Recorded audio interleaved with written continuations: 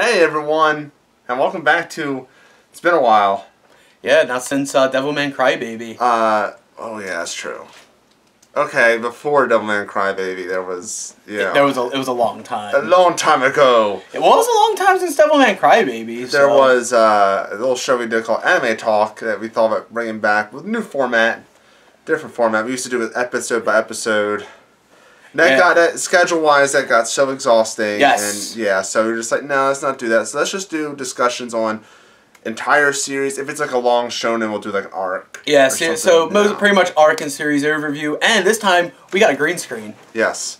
If you haven't noticed in the back behind us, we're doing Fully Coolly in or FLCL. Whatever you want to call it. Fully Coolly? Yeah. What is it? It's Fully Coolly. No, what is Fully Coolly? What is it? Oh, I don't even know what it means. What does that mean? They said what does Fully Coolly mean? They said it. Oh my god, they said it in the first episode. I can't think of what it means. No, they didn't. They said Fully Coolly. They say it, but that's the running joke. Like, people say it, but it's like, what is that? But yeah, so this is a mini series or just a short episode series, really. Yeah, and we're doing this because the new episode just came out. Yeah. So we'll probably do that. Yeah, and then later on this year, Alternative is coming out. But this show is really cool.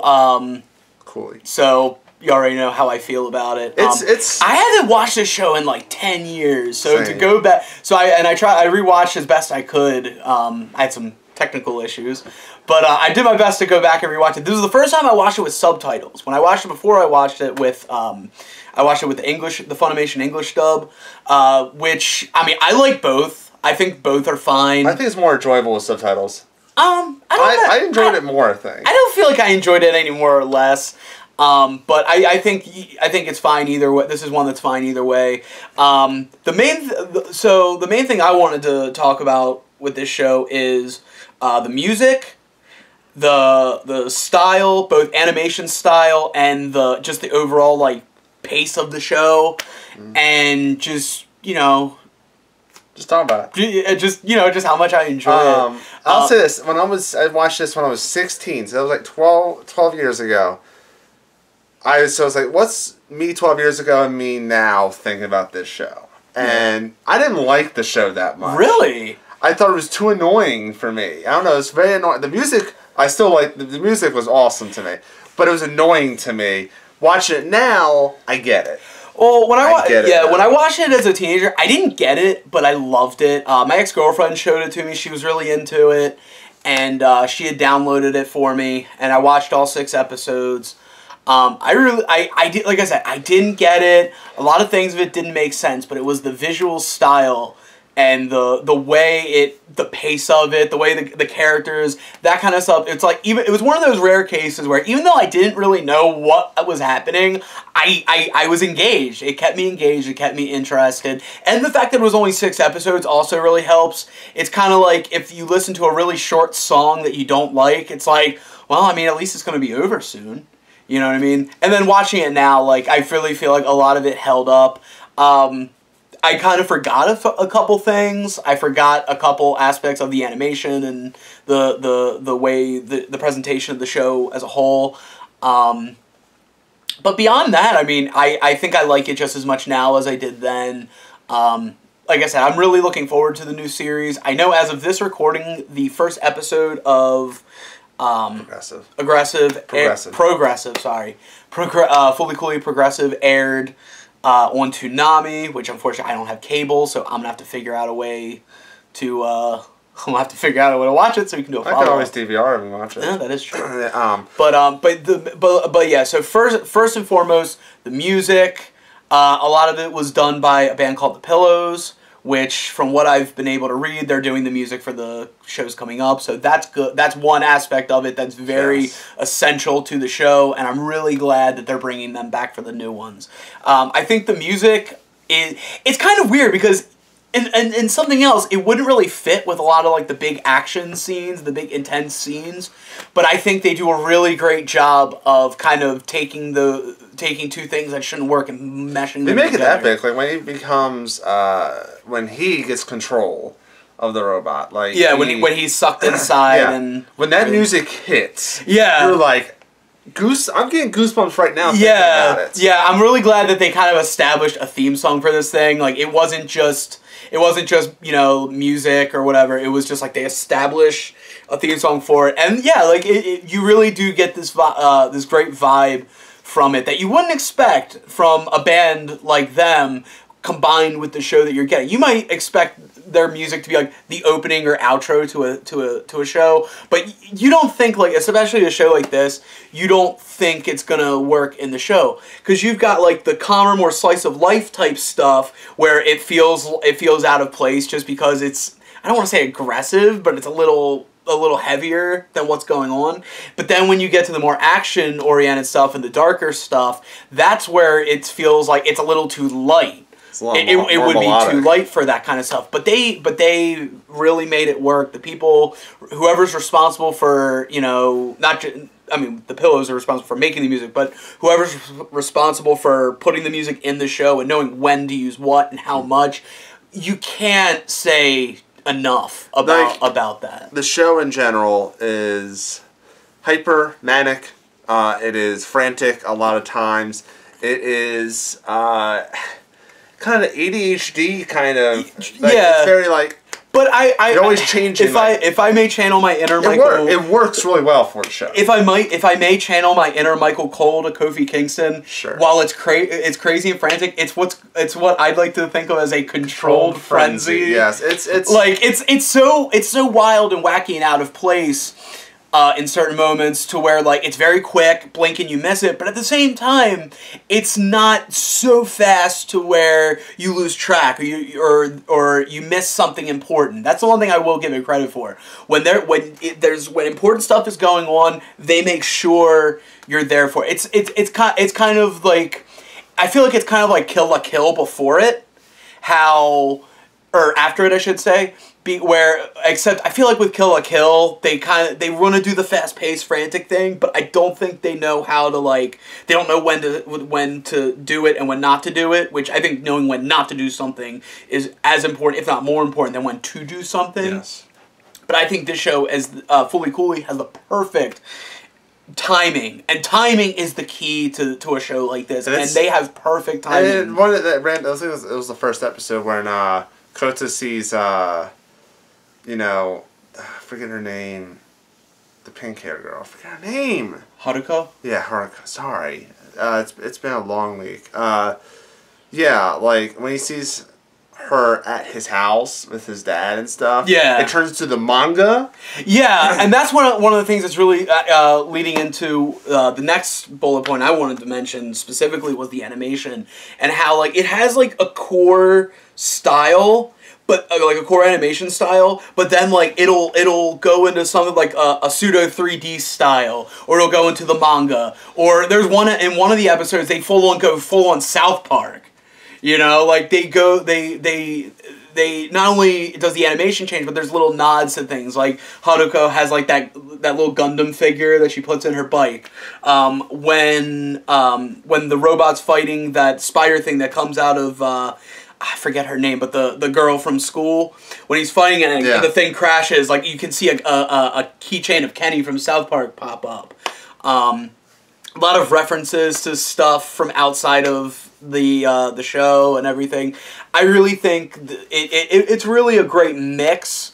It's definitely one of those shows where it's like you have to be ready for anything. It's one of those shows where you need to just accept what comes at you and just roll with it, because if you don't, you are just not going to get it. Every episode just feels like Haruko just hitting you in the face with a bass guitar and stuff like that. The character designs are great. And then see with the animation where like it's so crazy, but like when it's just like them like talking or whatever, like there's nothing crazy going on. The animation, the shading of it's very kind of calm. It gets soft. Light. It's very soft. And the other thing is like when you get those like heart moments, those heartfelt moments where like just dialogue between characters, they do it so well. It, like I said, it kind of feels like in a way, it feels like each thing is a break from the other. So the frantic, high energy, whatever, is like a break from the soft stuff. The soft stuff feels like a break from the other thing, but they're all done so well. I think the episode that like it feels right. Like nothing feels out of place on a show like this. Like this show, by structure, it builds. Every episode's like, okay, we start calm and then it builds into like the big battle. But even like those 6 episodes, those also build towards. I mean, you add more things like the eyebrows guy, who's low key one of the best characters. Yeah, like I keep adding, and then she disappears with Adamsk, whatever the name is. What the space king, the space pirate thing. Yeah. It keeps building up, and then that final, like, kind of like when Kota says enough, and he kind of conquers the fear of girls, really. Yeah. And showing his emotion, because when you meet him, he's not really he's a pretty much stone-faced. Yeah, well, he shows his emotion. It's just 9 times out of 10, his emotion is anger. It's adolescent anger. He's very, but you know, he's kind of bitter, and you can see why. Like his home life is very chaotic and frantic. He's not.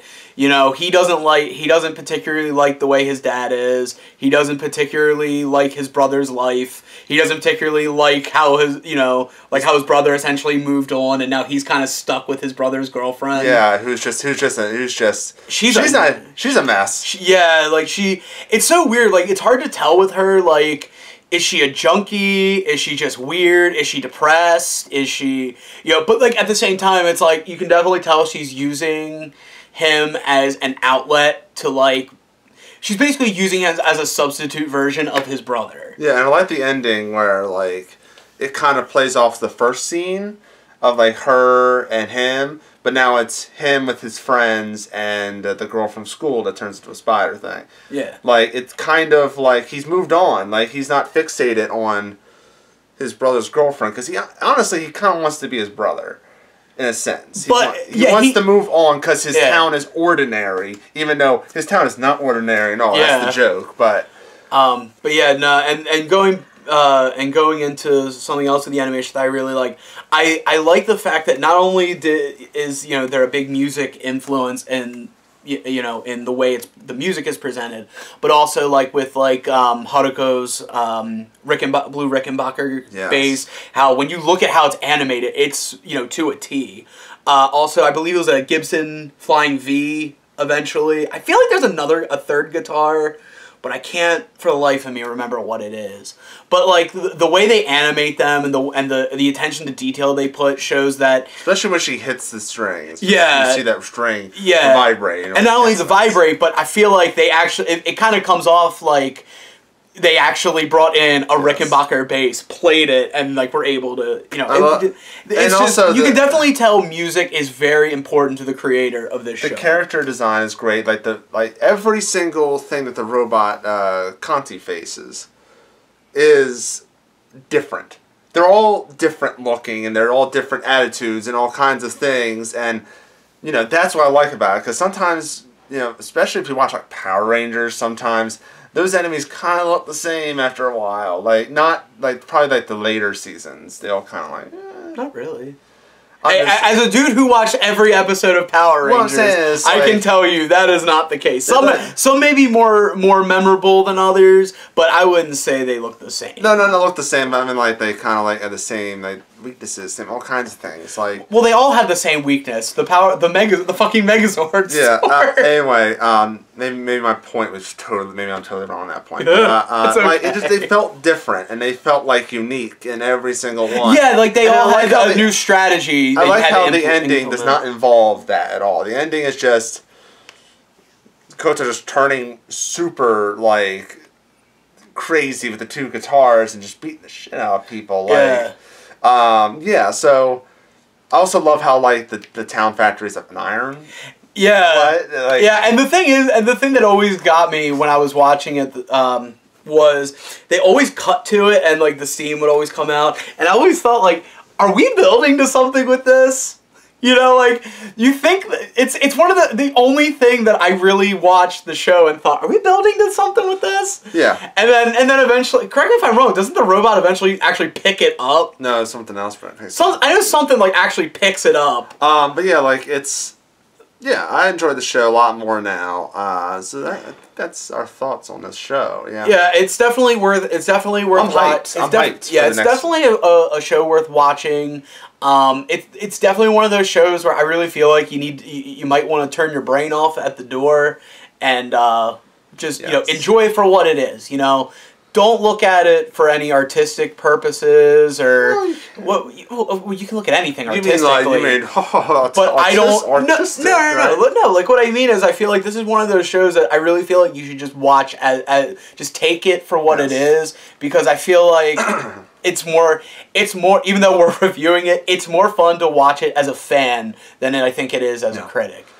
So let us know in the comments section below what you think about Fully Cooley. Let us know if you hyped about Progressive. Also, let us know other anime shows or series that we should do, because I want to keep doing these. We took a long break from this. I want to keep doing it.